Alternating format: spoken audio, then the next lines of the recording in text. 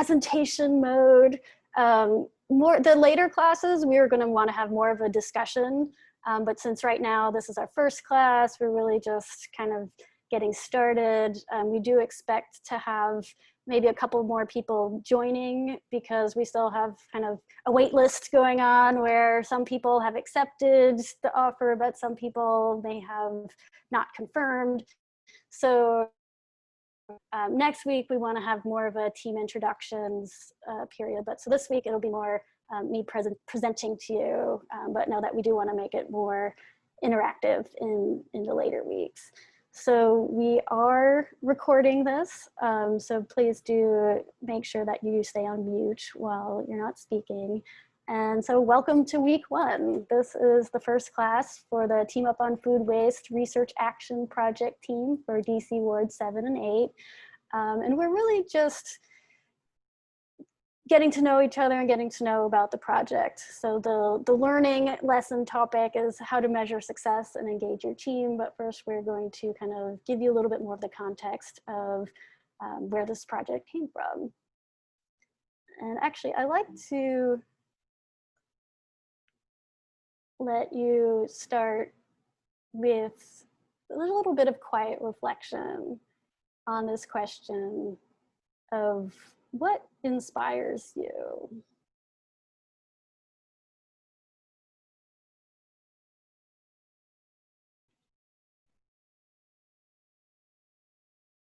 And what brought you here? And what is it that inspires you to do the work that you do? Or things that aren't work but are important to you?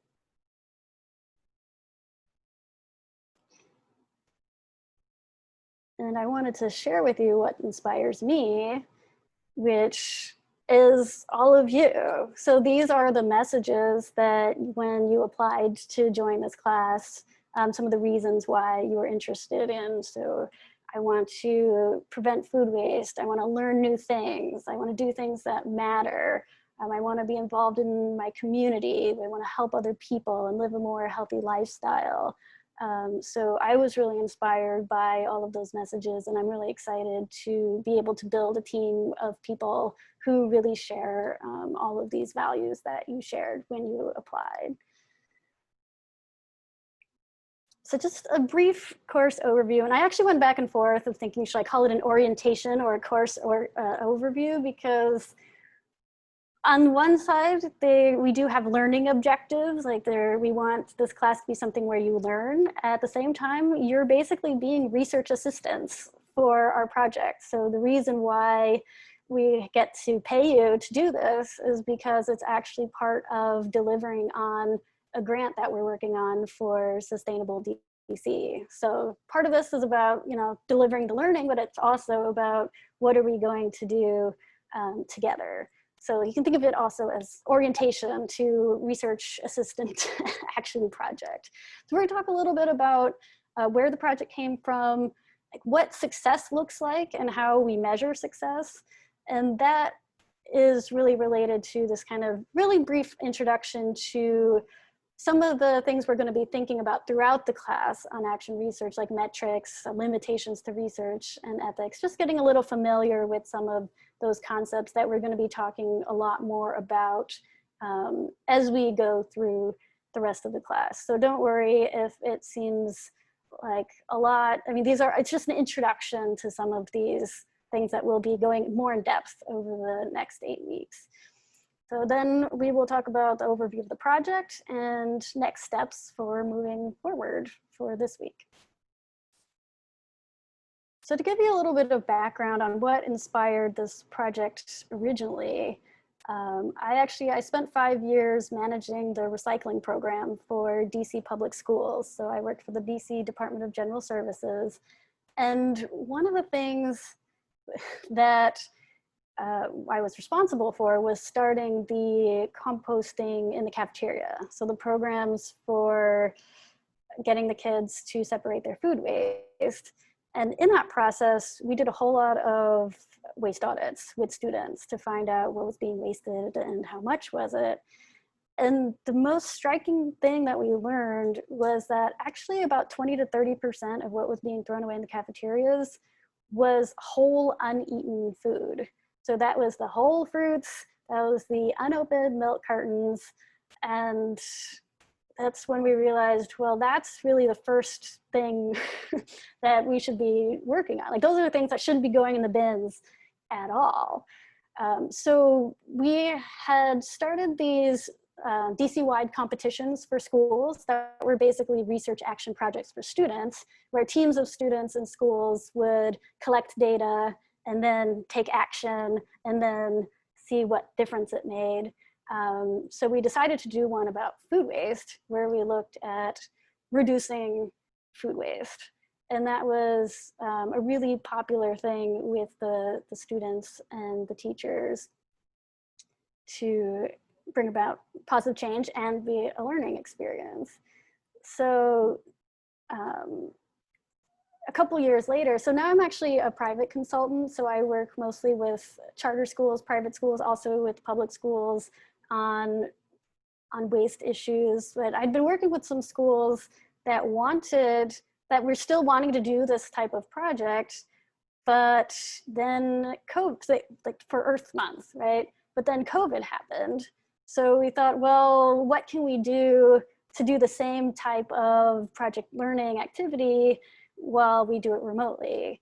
And I'd always wanted to do a take it home project for the students, but I'd never been quite sure, because I wouldn't know what the home situation of the students were. So I was always just a little bit like, well, I'm not really sure that how that will work.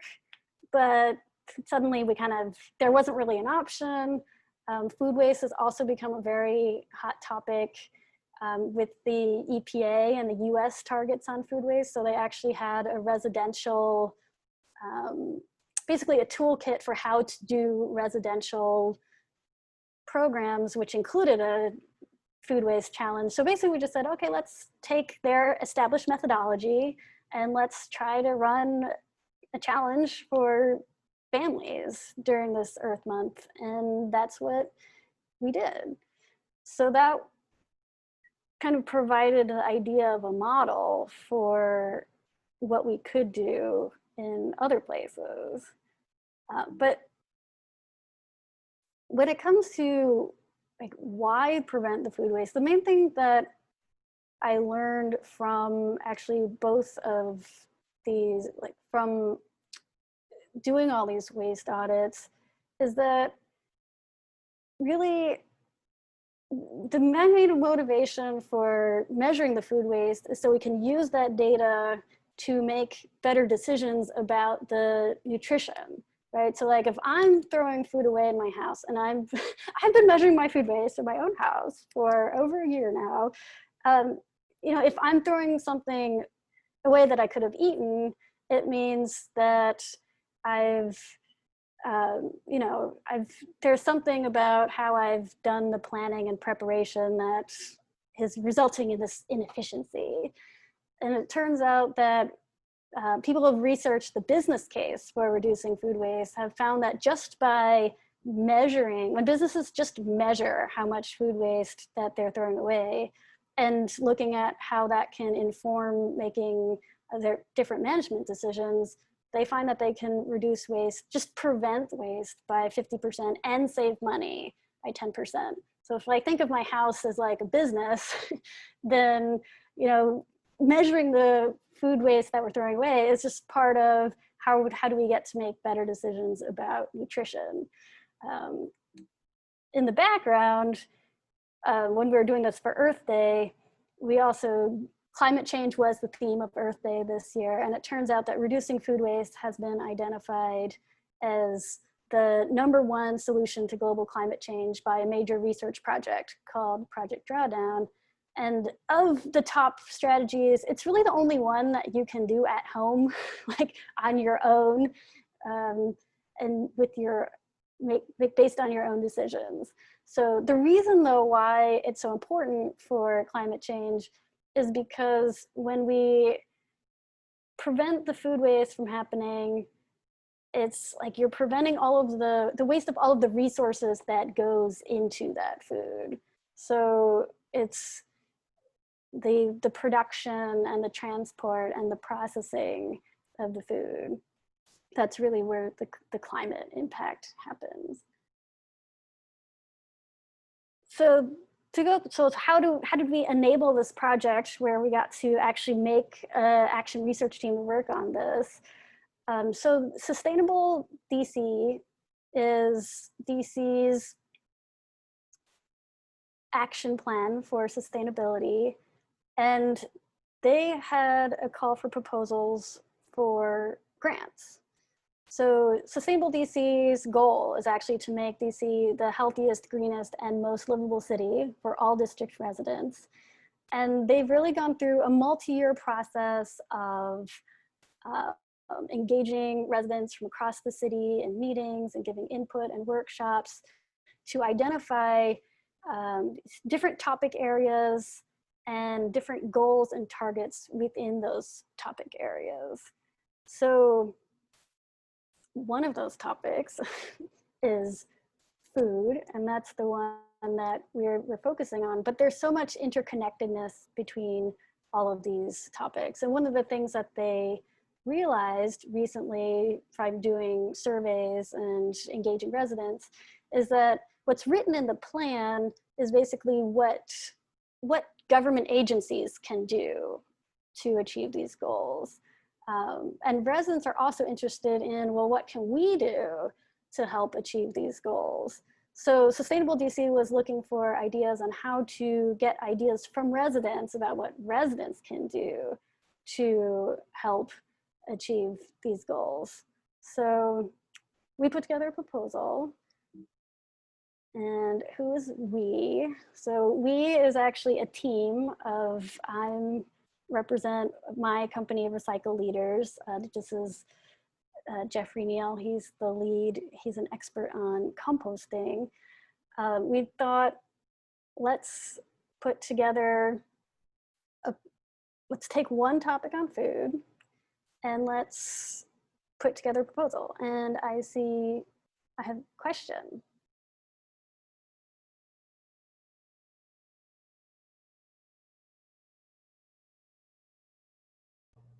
Hey, yeah, so I was just checking to ensure because I'm trying to take notes, but I also want to just confirm, will this video be available to us post being recorded? Yes. Oh, So, perfect. Okay, well, I can calm down then because I was panicking almost. don't worry about it. We'll make sure that everything that I say here will be available online. But actually, that's a good place to just stop and ask. Has anyone familiar with Sustainable DC?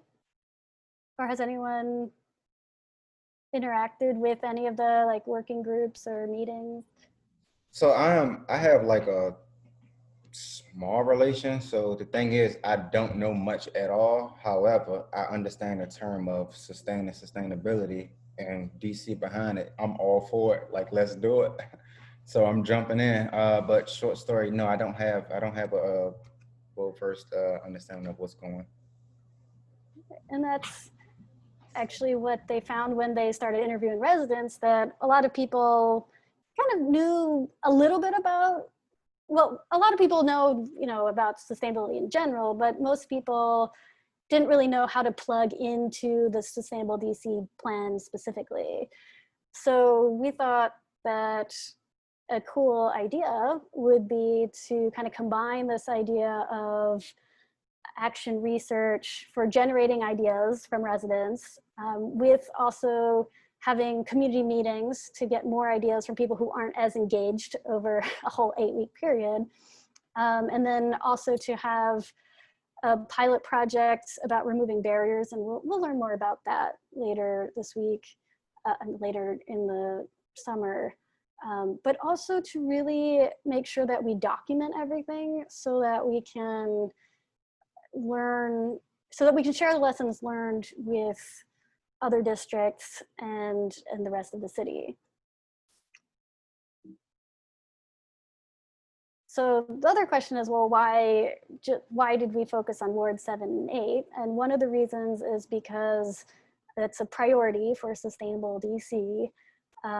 Also because since it's a priority, we see that doing this project on food and making a replicable model for engaging residents in Ward 7 and 8 is something that we'd really like to be able to do on the different topics, sustainable DC. We also know that there is, obviously an urgent need to improve the food system. And at the same time, because we've been doing work with a lot of the organizations in urban agriculture in Ward 7-8, we actually know that there's a lot of examples of success that aren't really being shared very much. So for example, C.W. Harris Elementary School has been one of our best organics recycling schools for years. And this is kind of an opportunity to help learn and share those examples of success. And also, we like working in Ward 7-8. So all of the partners that have been working, that are part of this program, really have had a lot of experience in working with community groups on food-related issues. So to tell you a little bit more about who are we, so I'm Beth Gingold. I am leading the course part and facilitating the Action Research Project, and I'll be also facilitating the community meetings. I have a company called Recycle Leaders that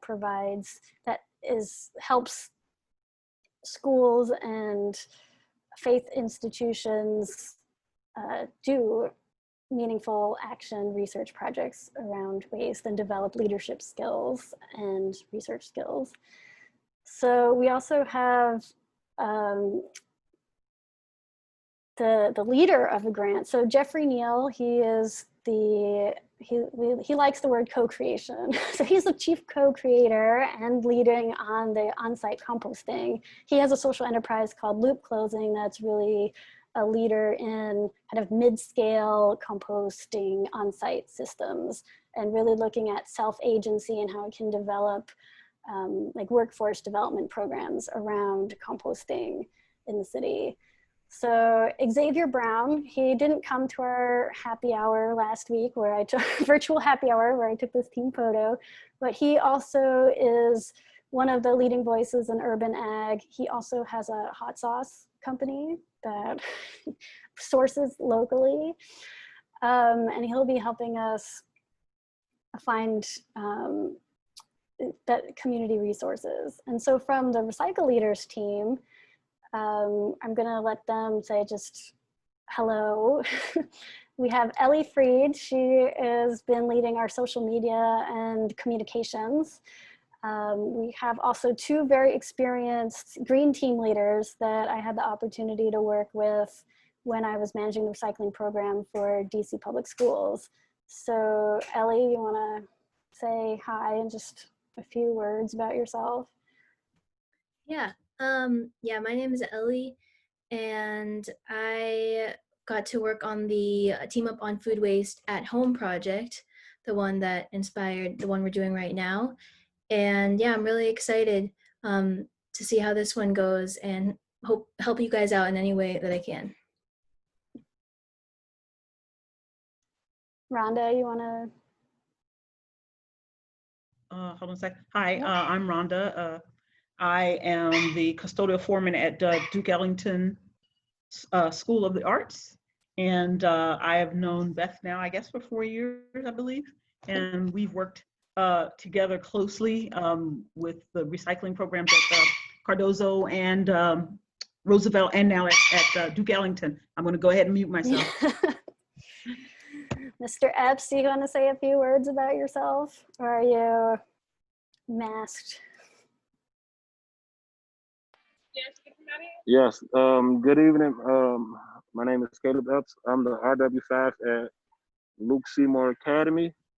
I just came from a recycling success story school, which is John Burroughs Elementary School. I also have spent some time with Beth on best practices as far as for recycling with Fairfax County Public School. And that's about it.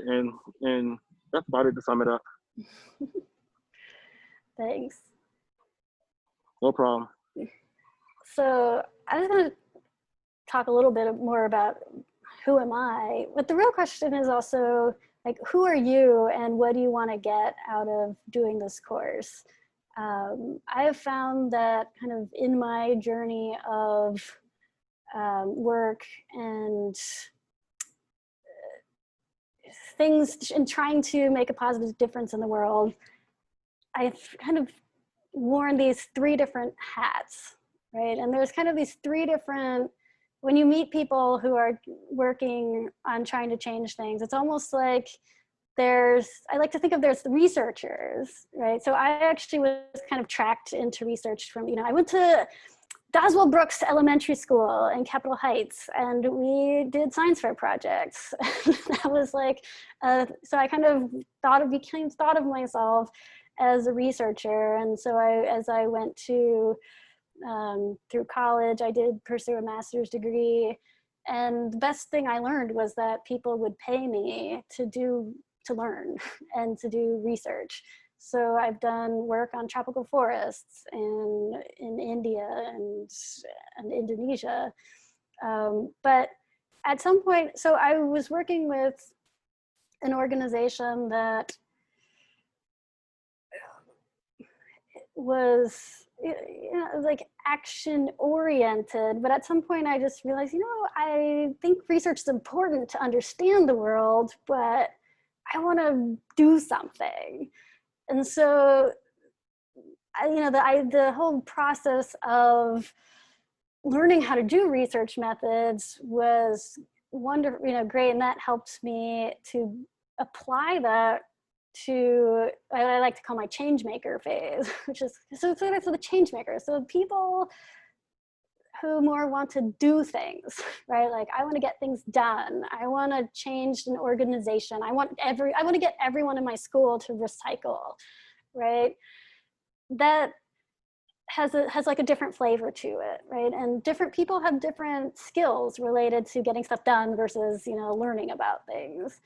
And then there's also kind of the activist side. Some people really want to say, well, I want to make large scale change, right? I want to use my voice to get a whole bunch of people to do something differently. And that's something that I've engaged with, especially in the interfaith community on activism. But it's also something that I found that it's not always my strength to engage that way. So like I've found that the sweet spot that I really enjoy is that kind of connection between research and change making, right? So how am I gonna use data information to make positive change in the world? And in my head, that's what action research is all about. So question for you, and you can change over time what you like to do and how you want to be in the world. But are you ready to be an action researcher and co-create this thing with us? I try to find a definition of action research, but there's so many different ones. I liked the short one. It's kind of like it's a disciplined process of inquiry conducted by and for those taking action. So you're being a researcher, but you're also doing research on yourself. Sometimes it's on yourself, sometimes it's on your community, sometimes it's on your organization. So it's like using the same types of skills that we learn when we want to understand things to understand what to do and how to do things better. So thinking about what success looks like for me for this class and this project, the first thing, and I'm serious, like I really hope that participating in this class brings joy to your life, because that's what when you see the teachers doing the greatest project-based learning projects, that's what you see. You see curiosity and working together on a hard project to make better change in the world. The second thing that success looks like for me is to raise mindfulness. And we're going to talk about this later, but people often say we want to raise awareness, like, oh, there's issues, and we want to raise awareness about these issues, which can be important and is for, I mean, there's reasons for wanting to raise awareness, and when we think about behavior change, it turns out when you look at the research around how to change people's behavior, it's not necessarily awareness that changes behavior. So we're going to talk a little bit more about like how we're going to be using mindfulness. So when we collect data on ourselves, we become mindful of our own actions in a new way that allows us to kind of change our behavior so it can be more consistent with our values. So we're going to be raising mindfulness. And then the third piece is really measuring a difference. Like, we all want to make a difference. But the great thing about research is, in having the research mindset, is that it helps you actually look at, are we really measurably making a difference? And hopefully it's a positive difference, but if it's not, then we can change what we're doing. So we really are looking at how do we really understand what it is that we're doing and what the difference that we're making in the world. So speaking of measuring things, so in this project, what are the metrics that we're going to use to measure success? So one of them is actually the grant deliverables. So we have deliverables that we're responsible for, and we're hiring you all to help us create these deliverables for Sustainable DC. And that is a set of actions that we can recommend to Sustainable DC for things that residents can do in their own lives that are consistent with the Sustainable DC plan, and in particular, that food waste target. So we're going to be coming up with ideas. We're going to test those ideas because you're going to be testing them in your own life to see how they work. And we're going to be identifying barriers to action. So things that keep you from being able to prevent food waste that are maybe things the government can do. So we're going to measure how much we measure. So when I say food waste measured as a success metric, one of the things that, in addition to wanting to actually reduce the food waste, we also really want to get the information on a household level of what is typical. So even just being consistent about how we're measuring the food waste in the first period where we're just measuring waste, like that will provide good information that the DC Department of Public Works can use to better understand household level data. We're going to be asking you for a lot of feedback throughout this because we really want it to be a good learning experience, and we want to make sure that it could be something that is replicable. So you're going to be helping us make the program better by telling us about your experience. And also, because we think that this is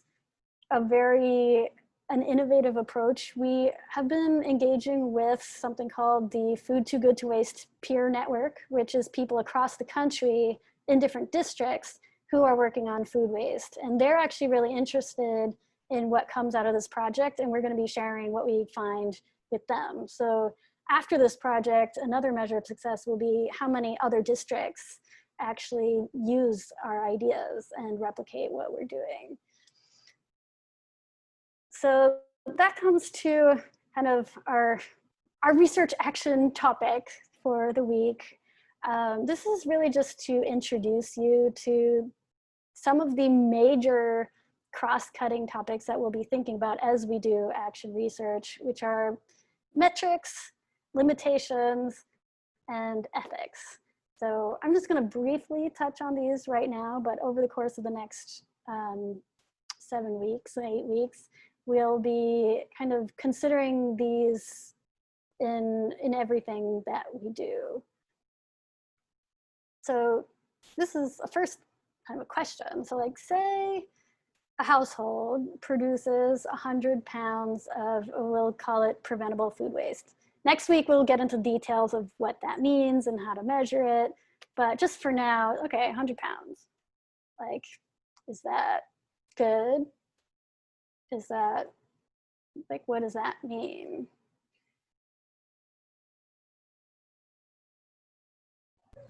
I think 100 pounds of wasted food is a lot. A lot of weight. I Sounds think like a lot. but I guess if you actually, so it's like I work on waste, so I have more of an image of what that is. But it's taken me a couple of years to have a mental image of what 100 pounds of food waste actually looks like. But there's things I didn't tell you. So for example, well, how many people are in a household? Over what period of time, right? I just said 100 pounds. So if we're talking about 1 week, that sounds like a lot. But if we're talking about a year, I don't know. So one of the challenges, so when we wanted to make a fun challenge where we could compete on this metric, was exactly this question of, how do you actually compare performance, right? How do you compare performance between households and between time periods? And so when we did the first challenge, which was just it was just 4 weeks, we came up with this metric of preventable food waste per person per day. Okay, and we said, well, you're going to collect, we're going to try a baseline period of 1 week, then you're going to have a week where you start doing something, and then we're going to have a week called an action period where you measure again, and then you're going to report the results. And when we said the amount of preventable food waste, we actually said to do volume in cups because, well, not everyone has a scale, right? So we were saying, well, what's something that everyone can do? Everyone, probably can estimate volume but not everyone has a scale on hand. So in this project, we're actually going to provide scales and measure weight in pounds so that we can compare our results to what the government and industry does. But for the purposes of being able to compare households in this competition, we actually, we didn't need pounds. We were able to compare using volume. So basically what we did was we said, okay, we have these 2 periods. And for high performance, we're going to say that that's the team that has the lowest average between those 2 periods. So if you had 0 and then 0, you probably have the highest performance. The next category was most improved. So that would be, who has the most change. We had a baseline period, say you did 10 pounds per person per day. That's, well, anyway, I'll just say 10. And then you went to 0. That's probably going to be most improved. We also had a completely subjective category for good ideas that are replicable, which is what I've pictured here. That was our team from Burroughs Elementary School of when life gives you lemons, use them. But just thinking about this little exercise, if we wanted to think of this as more of like a research project where we really wanted to compare the performance of these teams, we have to start thinking about these questions like, what are the limitations of what we just did? So for example, is it fair to compare just 2 weeks of data? What factors, and thinking about that, what factors might influence this metric that are completely outside of your control? So for example, I had one team, it's funny because I know that he usually has 0 food waste because he's been working on this. In fact, when I asked him to join the challenge, he was like, well, can I do it if I have 0 food waste? I said, well, okay, you won't win most improved, but sure. But he actually, so he's older, and so they were getting groceries delivered, and he had like groceries that had rotten food in it. So actually his performance went down because in his action week, he had this thing happen that was, unusual and outside of his control. So also thinking about, okay, well, we're testing strategies. So how do I know that the change between the first period and the second period is actually due to the strategy that I used? And that's one of those things where, well, in real life, it might be difficult to figure that out if there are these other things that happen that you're not measuring that are outside of your control. So we're going to talk more later in the class about like how in the real life, like when doing research that's not just in a lab where you're controlling all these other factors, how do we still kind of follow as much as we can good research practices and think about controls and limitations, but knowing that we can't really control all of these things. How can we do the best we can given what we have? So in terms of what we're going to do this week, so getting started, again, we're not going to be collecting data yet this week because we have to get you your supplies. But one thing to start thinking about is how many people are on your team. So the success metric is, you know, measured waste per person per day. And so it's really not just you, it's your whole household. Actually, we could, well, I'll talk about this a little bit later when we talk about ethics, but if for some reason it needed to be just you, it could be just you, but we'll talk about that later. So like for my household, we have 2 people, me and my husband, and he puts up with my little experiments on ourselves. And we like to joke that actually one of the benefits for him is that he never has to take out the trash of any sort because it's my job to measure it first. But the point is, so everyone in your house doesn't have to be as enthusiastic as, or, you know, in charge of it as you, but you will need them to know about it and you will need them to understand how to participate in it because we need the data to be consistent. So next week, we'll talk more about what exactly, you know, preventable food waste is. So you'll be able to explain more the details to them. But this week you can start thinking about, well, how many people are in my waste per person per day metric, and how would I like to communicate this to them? Some things to think, which we can talk about a little bit more next week too, is it's kind of unfortunate that the word waste and food waste has, depending on, you know, from a history of people using it negatively, can cause people to react negatively to discussions about waste sometimes. So we want to kind of think about how to be, you know, positive and non using observations and not judgments, and how to and people react differently to words. So we'll think about that a little bit more next week. But you will need to make sure that everybody knows kind of what they're doing and how to participate. So the other thing that we really want to think about throughout the project is keeping in mind ethics and research ethics. And most people, I mean, when people think about, you know, review boards for research on human subjects, they're usually thinking more of like medical studies where you're like testing a vaccine, and, you know, those have very strict and stringent requirements for getting approval.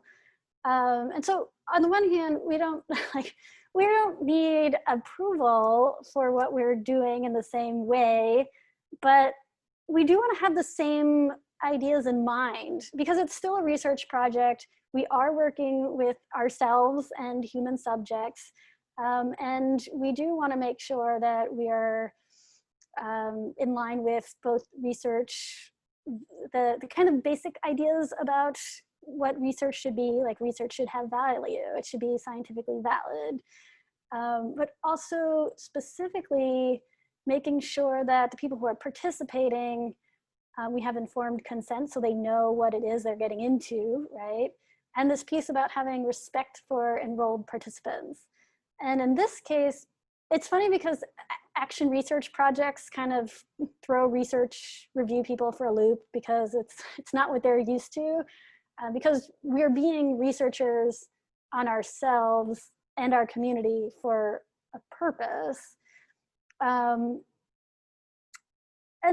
there are things to think about in that, and that's when I said there's a reason why I wasn't comfortable sending kids home and telling them to do a research action project on their family without having thought these things through. And actually this project is gonna help us think those things through.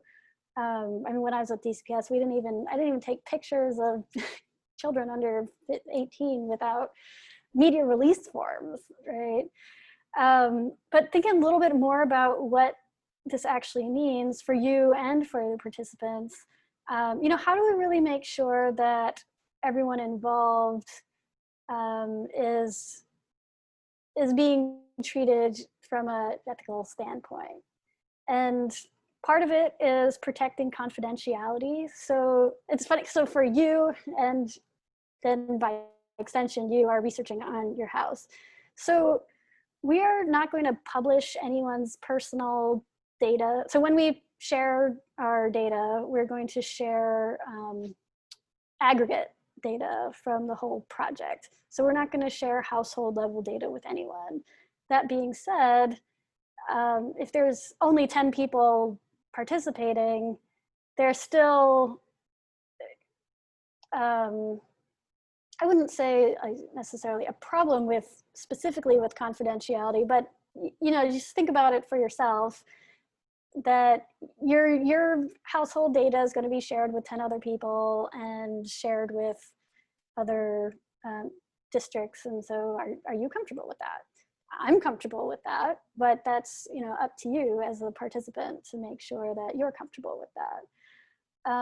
And disclosing all possible risks, I'm not sure we can disclose, because this is just a real world project. So we don't, it's not like we're doing a medical study, but you know, there's risks that people in your household may not be positive about this project. Some people have guilt or shame associated with food waste or wasting food. I'm kind of leaving, I'd be interested in your ideas about any possible risks. And we don't expect that to have the same kind of life and death type risks as a medical study, but these are things to think about. So the main thing also is to make sure that we ensure the safety and well-being of everybody. So if there's any reason why this project seems to be coming in conflict with any of these values, like, please just call me, let me know. We'll find some other way for you to participate. Again, I don't expect anything, but we don't know. And we definitely will be sharing the findings of the research with all the participants. So that's something that, because that's the whole goal, is that we're researching yourself and we're going to be changing our own practices.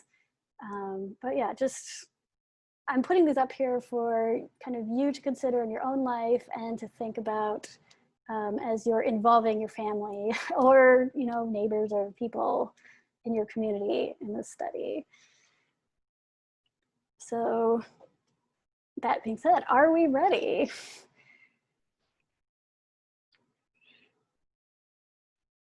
So just to recap a little bit about kind of overall what we're going to be doing. So as part of our research team, everyone, and this actually includes me and Ellie and Rhonda and Caleb, we're all going to be doing this with you at the same time.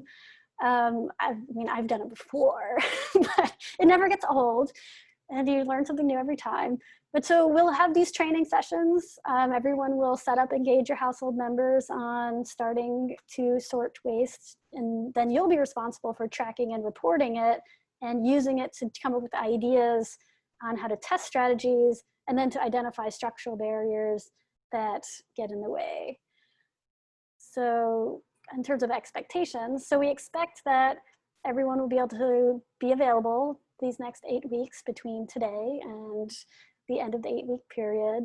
We think it should take about 2 to 4 hours a week to do these things. We're also interested to hear from you about whether that's accurate, because that will help inform what we ask people to do. So we'll have 8 of these virtual training sessions. So each Monday at 6 o'clock, we will be doing this again. If for some reason you cannot make one of those sessions, we also are going to be recording them and posting them on the website.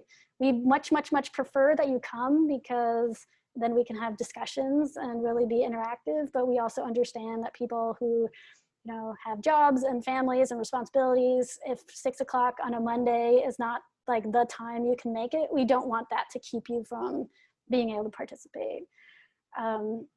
There will be basically daily waste collection, and we'll talk about that next week, about the details of that. And then each week on Fridays, we have a weekly report and a data associated with those. So we also expect that, that's like the requirements, but we also expect that you want to be here and that you're really interested in co-creating this thing with us. So we're excited to have you as part of the team. So in terms of timing and important dates, this is also on the website. But for the first week, really, we're just preparing. We're still preparing as to who's exactly is going to be on the team. We're still preparing on how to get you your supplies. So just kind of bear with us as we figure out all of these details. The next 2 weeks, weeks 2 and 3, is kind of the baseline data collection period, where it's really just about not trying to take any action, just collecting data. Then later on will be when you select the strategy and then try to collect data to see if it did anything. And then throughout those, like the later weeks, we'll be having some more introduction to some other types of waste data methodologies and kind of learning related to this, so that you can help us make recommendations to Sustainable DC. Because at the end of the whole project, after the 8-week period, we're going to have the opportunity to actually present to Sustainable DC the findings. So we'll have an optional training session that's more about presentation, how to do a presentation, and we will schedule a virtual event where we'll actually give the input to Sustainable DC. So hopefully the benefits that you'll get, we hope you'll get to build some leadership and the research skills, that you'll enjoy being part of this creation of this replicable model, that you'll know from your data what kind of the measurable positive change that you've made. Also, I should say, if you don't measure reduction in food waste, we still have the learning, which is still valuable learning. And then there's also, for everyone who does do all of the deliverables and fully participates, there is $100 a week associated with that. So what kind of support are you going to receive? So we are going to be, again, posting all of the videos on the course website. We're also going to have the data sheets and other information that as classes go, we'll post more information on there. We will be sending the materials that you need. It's really like a scale. So we'll be sending the materials to do the waste audits to you. I'm also going to set up something called, virtual office hours. So this is something professors like to have, office hours. There's just an hour each week where, if you want to come talk to me about this project, I'll be available in my Zoom room every Tuesday at 5 p.m. and I'll send you the invite to that. Ellie is going to provide ongoing support through our GroupMe experiment. So we were trying to, what's the best way to get photos and have people interact with each other.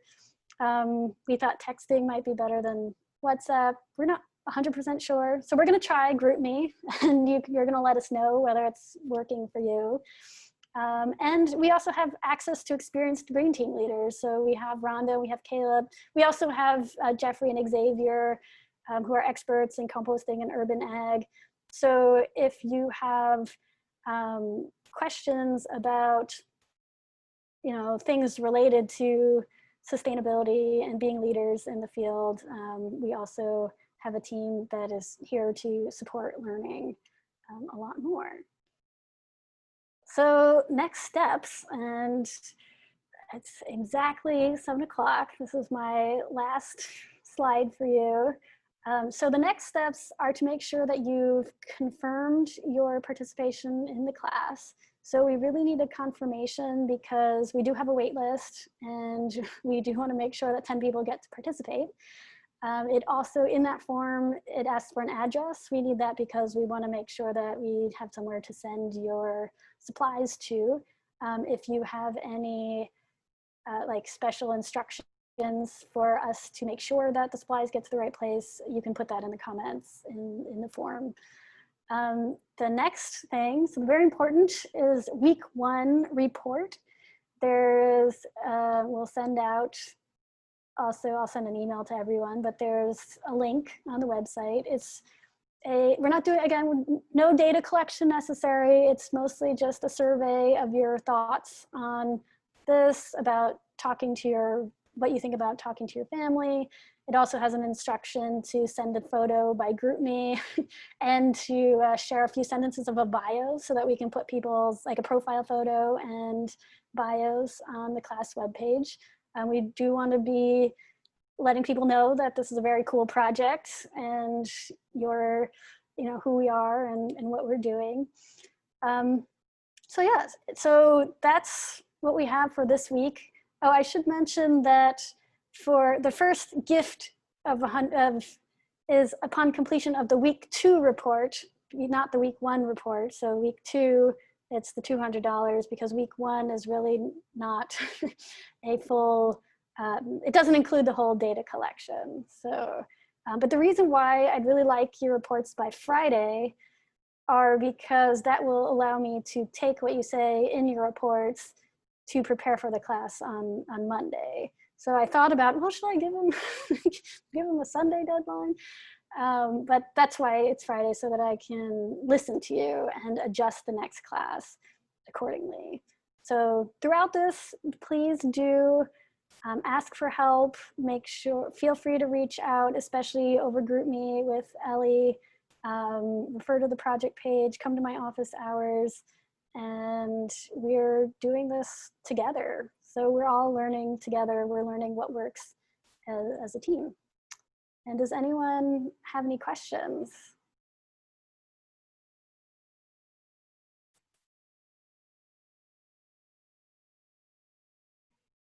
So, Hey, can you hear me? yeah, I can. Okay. I am actually going to be on vacation next week, but I am going to participate on Monday. I will be here Monday. I just won't be in this location. I'm just wondering, I know I'm supposed to participate in this on a weekly basis as far as the collection of data is concerned. Yeah. Do you have any recommendations of what I can possibly do for next week, in the week that I'm away? I won't be able to collect data where I'm at because it would kind of skew the. Yeah, okay, let me think about that. Actually, that's a good question in general. So like, that's a great question. So I'm saying, so like I've said, oh, we're gonna measure your household waste, right? But do you live in your own house all the time, right? Or are the same number of people in your house all the time? That's one of those research study limitation questions. So actually what I've done. Can I say something real quick? I was thinking, even though I may be on vacation, I can still kind of do it with like my personal food waste. Yep. Would that be legitimate? Yeah. Okay. And we're going to pilot that. See, every time we come up with something that is new, we have a new pilot. Okay. Then we can test that. But I mean, I also, just because I've been geeking out on my own household waste, so I track my waste all the time, and I actually track days I'm not home. So I take the days out, but don't let that confuse you for this. But that's a good question to think about, and we'll think about that. Okay, well, so in terms of the recording, let's end with, let's go team, we've got this. Next week, we'll have our team photo because we'll have more people who, who are confirmed. But thank you very much for participating in our first class, and we'll turn off the recording. But if you want to